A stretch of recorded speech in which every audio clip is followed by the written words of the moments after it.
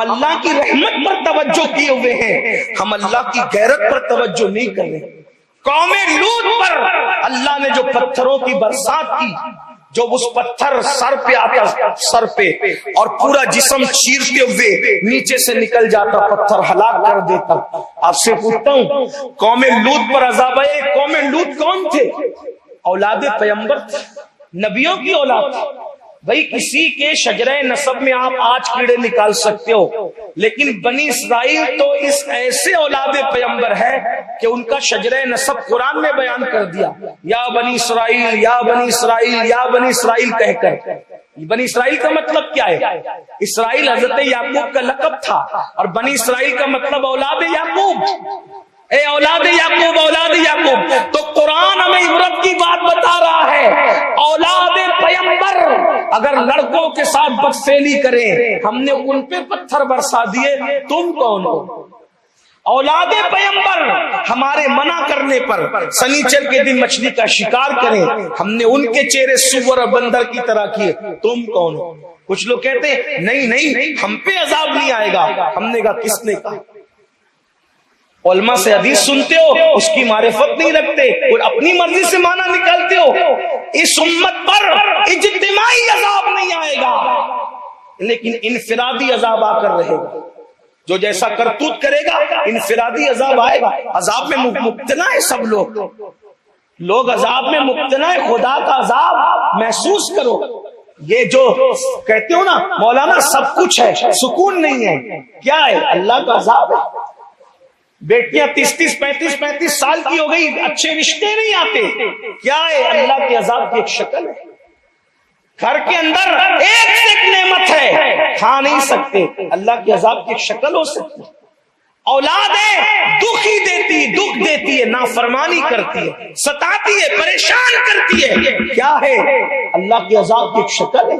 قرآن کہتا ہے وَمَا أَصَابَكُم مِّن مُّصِيبَةٍ فَبِمَا كَسَبَتْ أَيْدِيكُمْ، کہ تم پر جو بھی مصیبت آتی ہے وہ تمہارے ہاتھ کی کمائی ہے، تمہارے اعمال ہے۔ واللہ داتا علی حجویری رحمت اللہ علیہ، ان کا عرس چل رہا ہے، داتا صاحب فرماتے بندے اگر تو گناہ نہ کرے تو تیرے کپڑے بھی میلے نہ ہو۔ داتا صاحب فرماتے اگر تو گناہ نہ کرے تیرے کپڑے بھی میلے نہ ہو۔ انسان کے کپڑے بھی میلے ہوتے ہیں تو اس کے گناہ کی وجہ سے ہوتے ہیں۔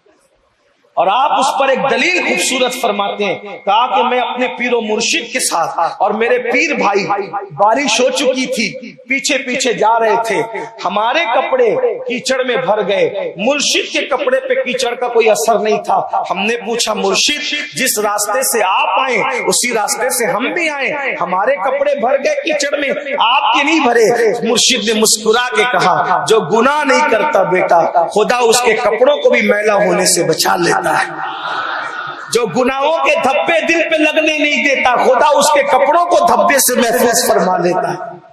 حدیث پاک ہے مومن کو کانٹا بھی چبھتا ہے تو گناہ کی وجہ سے، مومن کا چراغ بھی بجھتا ہے تو گناہ کی وجہ سے، مومن کو ٹھوکر بھی لگتی ہے تو گناہ کی وجہ سے۔ کیا مطلب نکل رہا ہے؟ اگر مومن گناہ کرنا چھوڑ دے اس کو انشاءاللہ کبھی کانٹا بھی نہیں چبھے گا، کبھی اس کا چراغ بھی نہیں بجھے گا۔